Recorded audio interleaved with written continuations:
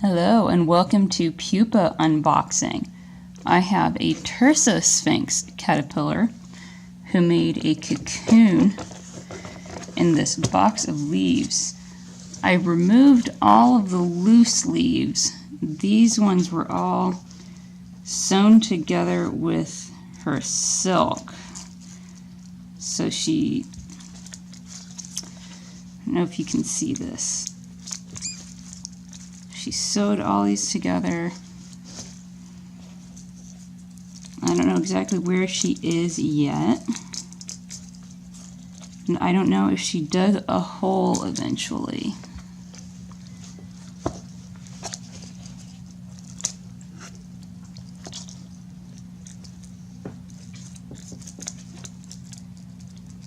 She was a little restless at the time. She made some cocoons. I don't know if you can see this one. It's a big empty hole. She was going to stay in there, and she looked like she was about ready to start pupating, and then she just left, started making a new one. Oh, I found her. Here she is. You see her? So a lot of these Sphinx moth caterpillars, when they pupate,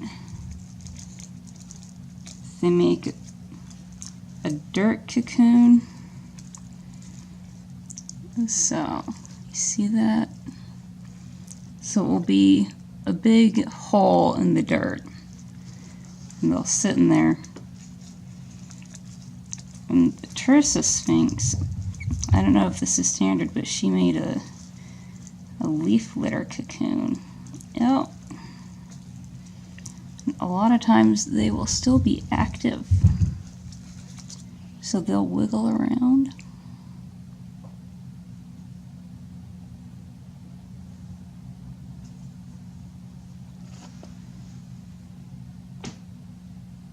Let's see if she'll wiggle a little bit.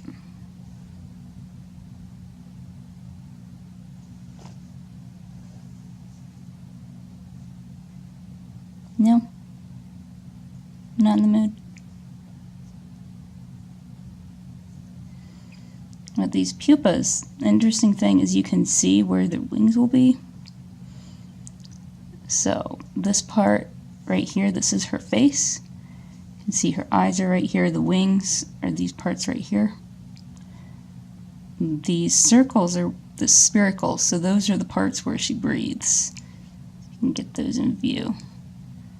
So the circles are her breathing tubes. So insects have their spiracles, their breathing tubes, on the sides of their bodies, and unlike mammals and birds and other larger animals, insects breathe through passive diffusion, which means that they just have the holes on the sides of their body and then the oxygen just diffuses throughout their organs. So they don't have lungs like we do, which is why we don't have really big insects today. Is the amount of oxygen in the atmosphere right now is lower than it was back in the time of the dinosaurs. So the insects then could get larger because there was more oxygen. So it was easier for the oxygen to diffuse into their bodies. So she's got this little spindle tip on her butt. And a lot of the Sphinx moths have, so they're also known as hornworms. They'll have a little tail. And I've noticed on Sphinx moths, they'll sometimes use this to spin around if they're bothered. So they'll just spin in circles. And she's not doing that too much. She's a little tired. See if I can find her old caterpillar skin. Usually they'll leave that. I don't know how much she moved around after she pupated. Where is it?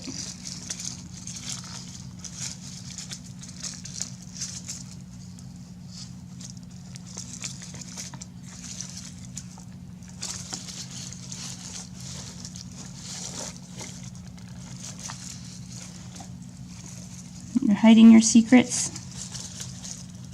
Won't let me keep your baby clothes?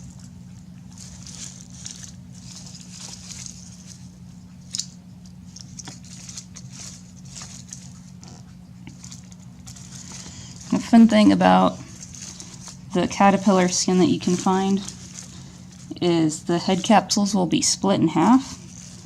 Normally when they molt as caterpillars, the head capsules will just pop off in one piece. But I collect those. I think they're really fun because they'll get bigger and bigger as the caterpillar gets bigger. So you can see the progression of size as they get older. But yeah, this whole thing, she just made one big leaf. And then her first one, she just abandoned it.